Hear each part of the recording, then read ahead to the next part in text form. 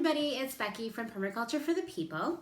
So I'm going to start doing vlogs of the books that I read this year. As you may know, I had an ambitious list of 50 books I was going to read in 2018. That list will change as I find out about other books and do some substitutions, but I'm still aiming to do 50 books, 2018, and then to review them for you on Permaculture for the People. Some of the books will be more academic, some will be more political activist, and some will be more permaculture related. And part of the reason I'm doing this is because I think that we have a real culture in our society of discouraging intellectual discourse and conversation. And I actually don't think it's getting better. I think it's getting far, far worse. For several reasons, but one reason, just one, is that there's this movement of people who are like skeptical science people who don't actually want intellectual discourse. What they want is for people to just trust experts, by whom they seem to mean are scientists, and that should kind of be the end of it. And partly they're responding, I think, to climate change denial, which is obviously very problematic. They're also responding to, you know, the culture of internet memes. The internet memes are a really stupid way to have a conversation. Sometimes they're funny, sometimes they're cute, sometimes they're witty, or they can be somewhat insightful, but, you know, we all know it's very limited. So, you know, they're responding to these things, but the kind of general feeling of these kind of skeptical science people is that if a scientist says it, it's true, so shut up and don't question it. Now, I'm a social scientist, so I have a different perspective. And my perspective is that we live in a capitalist society that has a lot of associated deep oppressions as part of it, integrated into it: racism, sexism, homophobia, tons of things that go, you know, colonialism came before capitalism and is deeply embedded in the system, and that everything is political and everything is tied into the socio-economic system, and everything can be questioned, everything can be discussed, everything is on the table, and that anything that any human has created, including all this, you know, artificial intelligence and robots, everything has some sort of socio-political perspective, socio-political bias, and is really important to be able to analyze. And that it should be a part of everyday life, that people talk about ideas and debate ideas. And it shouldn't be something that people just shut up and let the experts do it. And so I really want to encourage that by encouraging people to think about ideas differently, maybe come across some books they might not have come across, and to really engage people in conversation. So the first book I'm going to review wasn't actually on my list. I added it in. And it is called Growing a Sustainable City. It's going to be backwards. The Question of Urban Agriculture by Christina Rosan and Hamil Pearsall. And it's by University of Toronto Press. Now, what this book does is it looks at urban agriculture movements, specifically in Philadelphia, which has had quite a lot of success as a city with a lot of focus on urban agriculture, not only from the grassroots community, kind of bottom up, but the city government itself has had a hand in the growth of the urban agriculture movement. And so this book is about that, about the contradictions, about the tensions, potential problems, looking at Philadelphia as a case study.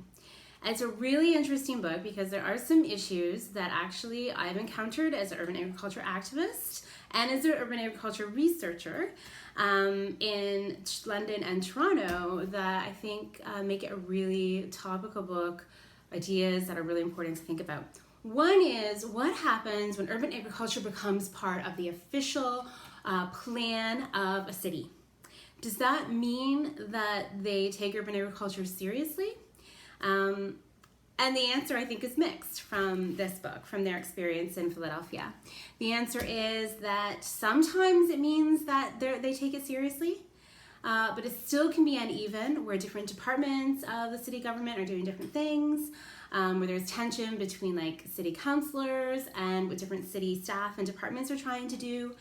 And also where things sound really good on paper, but then the policies that are put into place actually don't seem to benefit urban agriculture folks too much and seem to more benefit developers. So some of the debates we're all dealing with that we maybe think putting urban agriculture in an official plan will solve, it doesn't necessarily solve. It can solve to some degree, but we still need to be vigilant. And what, the book really, I came away with it from is this idea that still the most important issue, pressing issue in urban agriculture projects is access to land. It doesn't necessarily have to be permanent, like you have a 1,000-year lease, but access to land where people know that for a good amount of years they have access to this land for urban agriculture project. They really get to build something. Most urban agriculture projects on public spaces are community projects, and so people really need to know that it's going to be there, that it's not something that's just a placeholder. Oh, this garden's going to be here until the property values go up and then it's going to be a condo.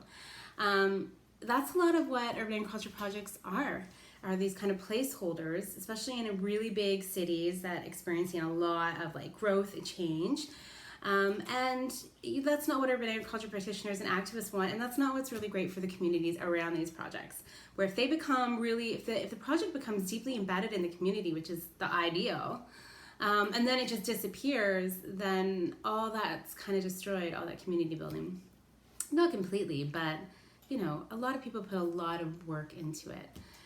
Another issue that this book deals with a lot is the issue of race and class and how it comes to play in urban agriculture projects all the time, but often it's not recognized. It's kind of an invisible thing to the people doing the projects who might not be thinking about class and race, but not necessarily the people who are experiencing in the neighborhood the projects and are critical of it. And so one of the things I was left with reading this book that I've also been left with questions when I read the literature in academia on urban agriculture and some of my own research is that we have got to address class and race. And the fact is that cities are deeply classed, they're deeply racialized. Neighborhoods are very, divided in many ways along class and racial lines. That is not an accident. That is by design. Environmental racism and environmental justice movements teach us that some of the areas that the most toxic areas in cities tend to be the poorest areas, also areas where a lot of people of color live, the areas that have the least amount of like green spaces also tend to be the poorest areas that most people of color live. And this kind of ties into food deserts too. But the really important issue is that if we're acknowledging that there is class and race, there's classism, there's racism, it really comes into play in these projects, there's a few things that urban agriculture people have to be aware of. One is you can't just parachute a project into a neighborhood. You're like, oh, it's a food desert. What they really need is an urban farm. We're gonna come in as people who are not part of that neighborhood and maybe people who have quite privileged backgrounds, a lot of white people. We're gonna parachute into this neighborhood and we're gonna fix their problems. That doesn't work, and that's not what people want. It really has to come from neighborhoods. It really has to be bottom up.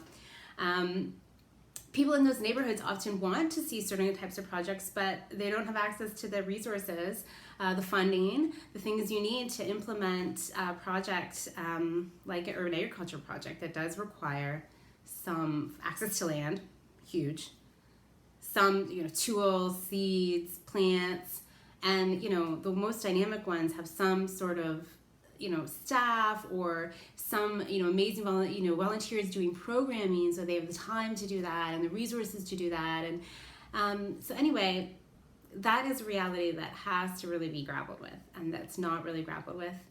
How do we help projects happen that the community themselves want, that the community wants to do, and kind of give people access to land, resources, and funding without, you know, parachuting in and doing, you know, something that they maybe don't want at all and aren't interested in and aren't part of. And so that's a really important question for urban agriculturists. They start to get at this in this book. They actually do a lot of interviews with the kind of young white new farmers in Philadelphia, because and they mentioned that these kind of older, especially like African American farm or gardeners who've been doing it for like decades, there was tension between these two groups, but they didn't really talk to the older African American gardeners, and that's what I really would have liked to see as well. Is what do they think about it? What are their ideas? What are their feelings about their spaces? What would they like to see from their city? What do they want to happen in their communities? What do they want these kind of young, idealistic, white farmers to do and not to do? But you know what? It's just one book, and there's a lot of questions. Like, they raise a lot of questions that need further study from, you know, people in the communities, people activists and advocates, and then also academics. So those are the two most important takeaways I took from this book. I'm left with a really strong feeling that I already had, but it was reinforced, that we have got, or those of us doing urban agriculture, urban permaculture projects have got to deal with racism and classism that has shaped the way our cities have been developed and planned now, in the past, and moving into the future. And we've got to deal with it head on. We can't just kind of ignore it and not talk about race and class. We got to deal with it head on and figure out socially just ways to create these projects. And the second one is access to land is a huge issue. And even when urban agriculture becomes part of a city's official plan, access to land still is a huge issue. And there is a tension in cities between what developers want, who have a lot of power in cities, and what people want in their neighborhoods. And there's also tensions between people. There's not agreement in neighborhoods about what people want. So access to land remains huge, and we got to make sure that these policies, which might sound really awesome, might be really great, the intention might be great, don't turn into something that kind of just benefits developers and doesn't actually benefit neighborhoods, communities, everyday people. Those are my two takeaways. I really recommend you read this. Philadelphia sounds also like a really amazing, fascinating city with a lot of stuff going on, a lot of tensions and contradictions, but a lot of interesting things. It made me want to take a trip to Philadelphia, so maybe I will someday, to check out the really cool stuff going on there. And I encourage you to pick up this book if you can and read it. But also, most importantly, to think about some of the ideas it raises, especially if you're doing your own urban agriculture projects. Thanks.